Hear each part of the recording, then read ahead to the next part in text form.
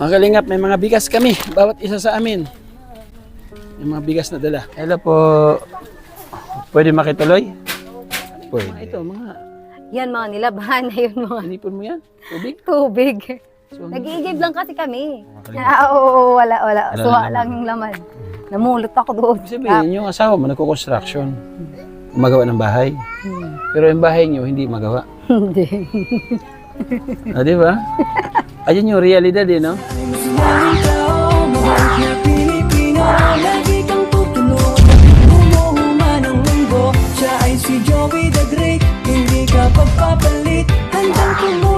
Mga kalingap, may mga bigas kami. Bawat isa sa amin.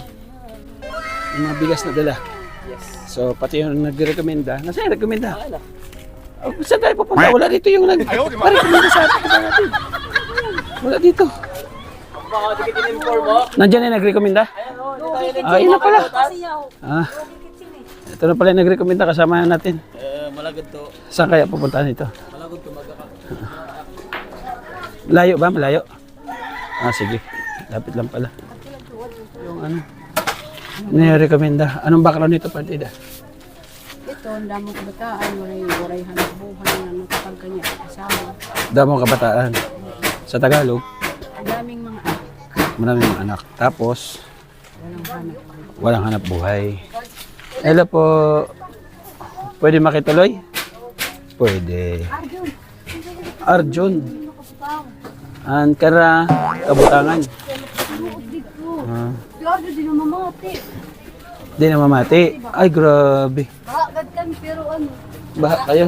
Baba man siya pag ahulog. Oo. Ito kayo. Bigyan kitang ano ate, microphone. Sige daw. Okay lang ma-interview ka? Hello! Ayan. Ito, ginpungod ka naman. Kuan. Ano na, ikaw muna. Dihan na dito.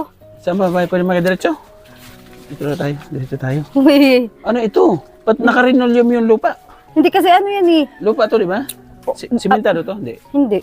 Ah, lupa lang. Ano lang yan? Naka-linoleum. Tapos ito ang bahay niyo.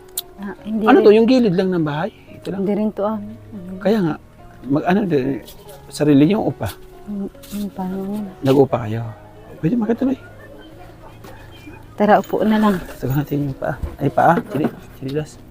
Ah, dito na ako siguro. Hindi na ako magtanggal. Oo, sige lang. Tapos lang namin kumain. Ulam namin, unipak. Ano ulam niyo? Unipak. Unipack. Opo. Sige ate, dito ka ate. Oh, ayan, salamat kay ilaw. Wala kay ilaw? Hmm? Wala kay ilaw. Bakit? Nag-brand out. Brand, hindi, brand, gumagana naman. Kuryente. Ah, meron. Nagsusular kami pagkagabi. Susula kayo pag Dad. gabi. Pag araw, ganyan lang.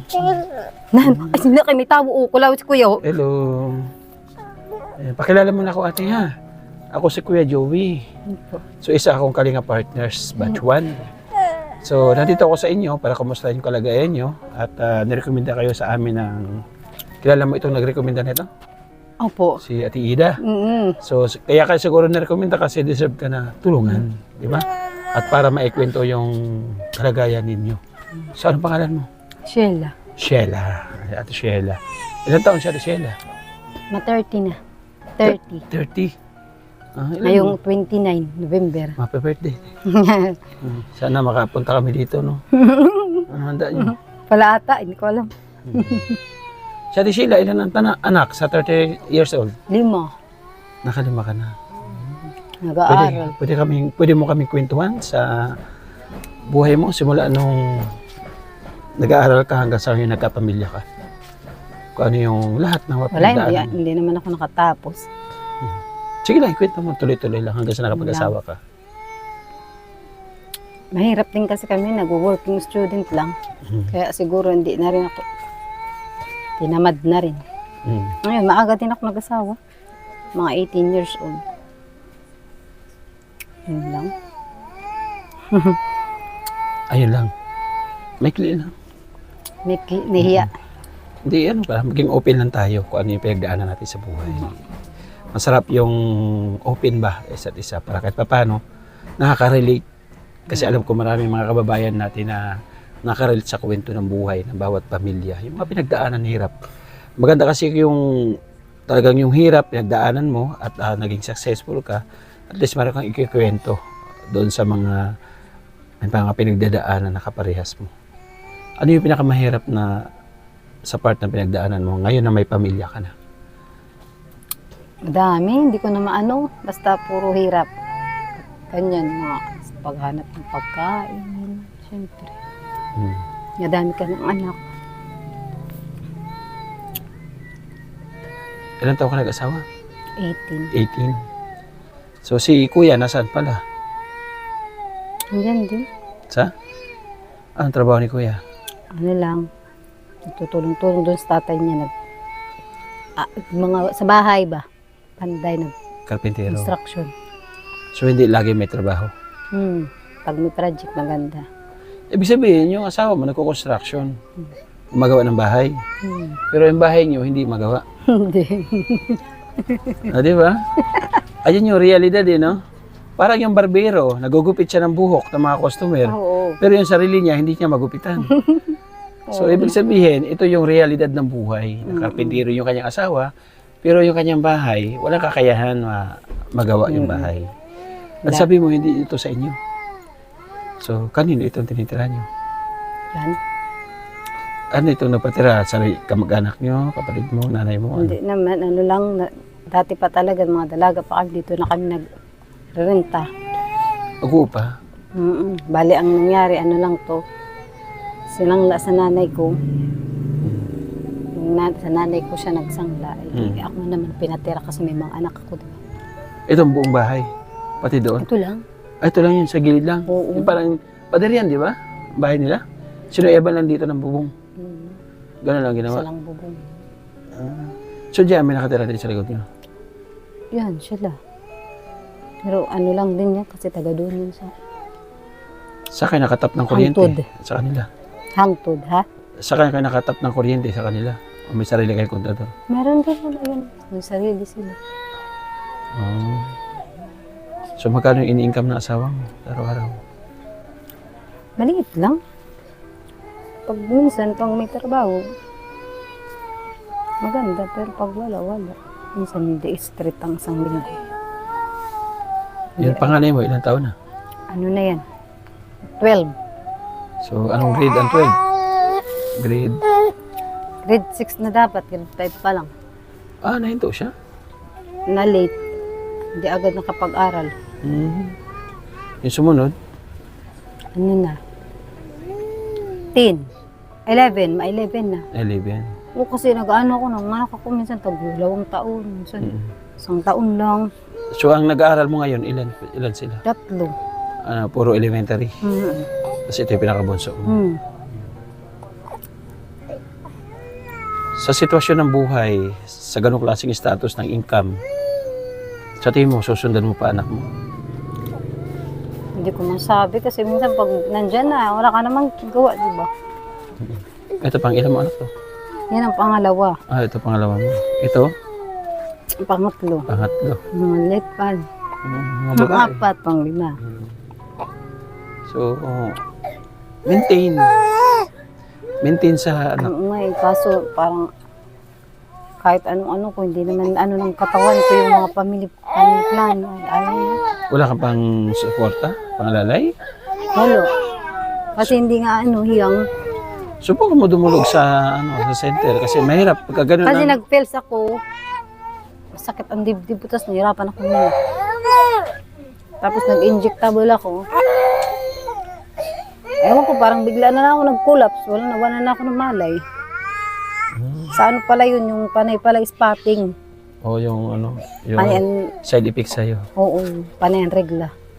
So, control na lang siguro sa inyong Control mag-asawa. nga, pero minsan, ayan. So, ito hindi mo in-expect na darating kasi malayo na yung bunso. Ilang taon na yung bunso mo? 3. 3. So, hindi maiwasan. Pero, Oo nga, hindi rin. kung isipin natin yung kalagayan at yung sitwasyon ng income, Kulang. makapag-isip ka. Oo. Diba? Na siguro po, hindi naman siguro calendar Alam naman kung anong oras, anong petsa ka aggressive. No? So, iwas mo na doon sa petsa na aggressive ka, alam mong tatamaan ka, so iwas mo na. Ganun siguro, pwede man. May mga paraan kasi lahat. Halos may gustong may paraan pagka ginusto. Kasi yung mga bata naapektuhan, di ba? Lalo na pag nag-college pa yan. Oo. So ang income niya hindi tumataas, yung gastos lumalaki. So ikaw naman, di ka naman makatulong kasi focus ka sa mga bata. Mabuti kung dalawa kayo nagtutulungan, magagawa ng paraan. Di ba? So, balik ganun ang sitwasyon. So sa ngayon, ang maitutulong ko lang, meron ako paunang pambigay sa inyo. Nasaan yung yung bigas niyo? Para mabigyan. Man akong gatas. Ay, ibig sabihin, ito hindi nadidi sa'yo. Hindi. Nako. Mahal ng gatas ngayon. Tag 79. So, mintin na rin. Buti kumakain na ng kanin. Ipa paano nung buwan na hindi pa siya kumakain, hindi. Puro gatas. Nako, ang hirap. So, ito meron ako 5 kilos na bigas galing kay Ate Bet Oo, Jones. kuya, salamat. Pasensya ka na muna dito, ha? Okay na. Nandun si Ate Bet, nanonood sa atin, nasa US siya. Baka meron kang mensahe sa kanya. Maraming salamat po. Baka siya nag-ano ta? So, siya nagbigay sa akin ito. Salamat sa bigas. So, gano'ng kalaking tulong ang 5 kilong bigas sa iyo? Malaki na rin. Kaya paano, di ba Kasi yung bigasan nila, tingnan mo mga kalimut. Oo, wala. Wala Suwa naman. lang yung laman. Namulot ako doon kapon. Namulot na? Hindi, may nagsisilaglagan, di ba? Maano ngayon, maulan. Wala ka na. Suha ba yun? Tapos? Binulot ko lang. Oh. Sarap naman. Kala ko binenta mo. So, bali ayun muna ha. Opo. So, anong ulam nyo kanina? Unipak lang. Anong unipak? Sardinas? Oo. Saan nyo binili mo? Dito sa tindahan. Magkano yung income ni Mr. kahapon? Wala. Kasi ano yun sila, hindi pa yan sila binibigyan. Sabado pa. Lingguhan ang sahod niya. So, minsan, utang-utang mo sa tindahan. Utang. Paano pagdating ng linggo na yung utang kulang pa doon sa sahod? Okay lang, basta makabayad na lang para makaulit. Bali ganun lang, paikot-ikot lang ang buhay. So, walang improvement. Wala. Kasi, kumbaga, darating ang pagdating ng pera, bayad lang sa tindahan. Ganun lang. So, bali yung ibig ko sabihin kanina, kaya sabi ko maintain. Kasi lumalaki yung gastos, yung income ng asawa mo, hindi siya lumalaki. So, bali ngayon, bigyan kita ng pambiling ulam. Meron ako ditong kunting pagmamahal sa'yo. Hawakan mo tayo, isa. Wow. Salamat. Dalawa. Ay, naku. Salamat, Tatlo. kuya. Okay. So, ayun mga kalingap. Ano pala ito, no? Kapal? Oo, nasira nga yung kagahapon. Kasi mamalakas ang ulan. Okay. So, nabigyan natin ng pambiling ulam si ate. Galing kay Ate Myrna. Salamat po. Nabigyan siya ng kunting pagmamahal. Baka may mensahe ka sa mga nagbigay sa'yo ng bigas at saka kunting pambiling ulam. Maraming salamat po sa nagbigay ng biling ulam tsaka bigas. Sana marami pa kayong blessing po. Salamat. Yun lang po yung kahit sa may pagsalusaluhan lang. Nahiya si ate. Ganun lang din ako. Ano ito mga ito? Mga Yan mga nilabahan na yun mga inipon mo yan? Tubig? tubig. So, Nag-iigib lang kasi kami. Diyan sa bumbahan. sabi mo, binabaha dito. Pag umuulan, so basang-basa ito dito. Baha. Kanina mabaha yan dyan na Ito lang. yung saingan mo. Oo, ito. So wala kayong ibang pwedeng lipatan dito. Titis lang kayo dito. Oo. Wala kayong lupa na Wala. Kung sakaling mayroong magbigay ng pabahay, Ay naku, napaka swerte. masama ka sa pabahay. Ano yan? Kasi may pabahay project kami. So sana, loobin ng Diyos. Napakalaking tulong. So, Pag nasali ako dyan. pag-pray natin mga kalingap. So, ayun, maraming salamat muli, Ate Bet Jones, sa bigas sa binigay ng pagmamahal.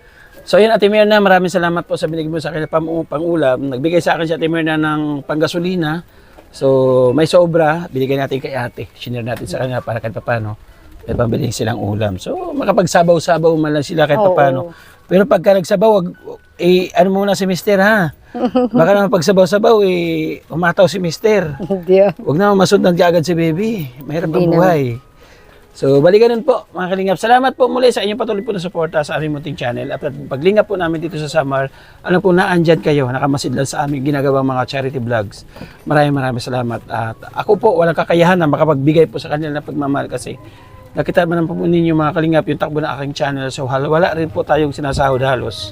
Pagka nasa Daet tayo, doon na tayo sumasahod. Pero pag dito tayo sa Samar, gapang po yung ating revenue. So maraming salamat, saludo po ako sa inyo sa mga nagtitiwala at nagbibigay po ng pagmamahal po sa atin. Narito po ang inyong lingkod, ang Ambassador ng Samar, Joey the Great. Patuloy po naghahanap ng mga kababayan po natin na deserve po na tulungan. Maraming salamat po sa inyo lahat. Siyempre kay Kuya Val at Ina Kalingap Rab, patuloy po natin suportahan mga kalingap. Kasi hindi ko po ito magagawa na magbahay-bahay kung hindi tayo hinubog at tinuruan ni Kuya Val para alamin yung sitwasyon natin ng mga kababayan po na nararapat pong tulungan. Thank you so much po. Yung ating kapartners, family sponsors, nandyan po yung kanilang mga pangalan. Simula pa noon, nag-uumpisa ako, nandyan na po nakasuporta yan. Kaya nilalagay ko po dyan mga kalingap. Maraming salamat po sa inyo. Mabuhay po kayo. Siyempre, yung ating mga volunteers na nangangarap at may mga channel na rin po. At siyempre mga kalingap, balang araw, makakatulong din po yan sa ating mga kababayan at makatulong din sa kanilang pamilya. Patuloy po natin suportahan. Bye-bye po and God bless. Ate bye-bye. Bye-bye po mga kalingap. God bless. Forget See MC you on my next the vlog. beat.